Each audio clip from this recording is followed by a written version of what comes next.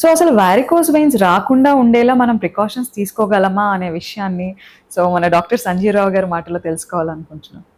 డెఫినెట్గా తీసుకోవాలమ్మా. ఎందుకంటే మన లైఫ్ స్టైల్ అనేది మార్చుకోవాలి ఇప్పటి నుంచి. అంటే ఒకే చోట ఎక్కువసేపు కూర్చోకుండా ఉండడము, హైడ్రేషన్ లెవెల్స్ మంచిగా మెయింటైన్ చేయడము, ఇతర హెల్త్ ఇష్యూస్ లైక్ డీవీటీ కానీ ఏమైనా ఉంటే ప్రాపర్గా దానికి ట్రీట్మెంట్ తీసుకుంటాము, షుగర్స్ అనేది కంట్రోల్లో పెట్టుకుంటాం, రెగ్యులర్గా ఎక్సర్సైజ్ చేయటం, ఇవన్నిటి వల్ల మనకి ఈ వారికోస్ సమస్య అనేది ఎక్కువ కాకుండా ఉంటుందమ్మా. సో వారికోస్ వెయిన్స్ గురించి మాట్లాడిన ప్రతిసారి మనకి డీవీటీ అనే పదం కూడా వినిపిస్తూ ఉంటుంది.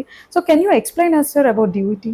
డీవీటీ అంటే డీప్ వీనస్ థ్రాంబోసిస్ అమ్మా. అంటే ఇప్పుడు మనం వారికోస్ వెయిన్స్ మాట్లాడుకుంటేనే సూపర్ఫిషియల్ వెయిన్స్. దీనిలో రెండో రకమైన వెయిన్స్ ఉంటాయి. అంటే కింద నుంచి చెడు రక్తం బయటకు వెళ్ళే మెయిన్ వెయిన్స్ ఉంటాయి, దాన్ని డీప్ వెయిన్స్ అంటాం. సో ఈ డీప్ వెయిన్స్లో ఎప్పుడైతే బ్లడ్ అనేది క్లాట్ అవుతుందో మనకి చెడు రక్త ప్రసరణ కింద నుంచి పైకి కాళ్ళ నుంచి చేతుల నుంచి కానీ పైకి పోదు, మన హార్ట్కి పోయి మన లంగ్స్కి ప్యూరిఫై అవ్వాలి కదా, అలాంటి ప్రక్రియ జరగదు. అలాంటి జరగని ప్రక్రియని మనం డీప్ వీనస్ థ్రాంబోసిస్ అంటాం. ఈ జబ్బు యొక్క డిఫరెంట్ థింగ్ ఏంటంటే మనకి ఈ క్లాట్ అనేది లంగ్స్కి మైగ్రేట్ అయ్యే ఛాన్సెస్ ఉంటాయి.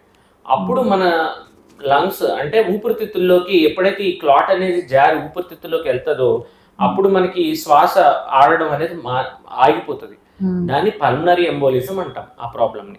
దానివల్ల మనం సడన్ గా మనకు ఊపిరి అందకపోవడం, మనిషి చనిపోవడం అనేది జరుగుతుంది. సో ఈ డీప్ వీనస్ థ్రాంబోసిస్ ప్రాబ్లం ఉన్న వాళ్ళు సడన్ గా ఉన్నటువంటి కాలు వాసిపోవటం, ఎర్రగా అయిపోవటం, తీవ్రమైన నొప్పితో ఉండడము, ఇలాంటి ప్రెజెంటేషన్స్ ఉంటాయమ్మా. కొంతమందిలో డైరెక్ట్ గా పల్మనరీ ఎంబోలిజమే ప్రెజెంట్ అయ్యి సడన్ గా ఆయాసంతో ప్రెజెంట్ అవుతుంటారు, ఊపిరి అందకపోవడంతో ప్రెజెంట్ అవుతుంటారు. సో ఇలాంటి వాళ్ళందరిలో కూడా మనం ఈ సిమ్టమ్స్ అయితే ఏదైతే ఉన్నాయో చూసుకోవాలి, మనం ట్రీట్మెంట్ అనేది అందజేసుకోవాలి. ఓకే.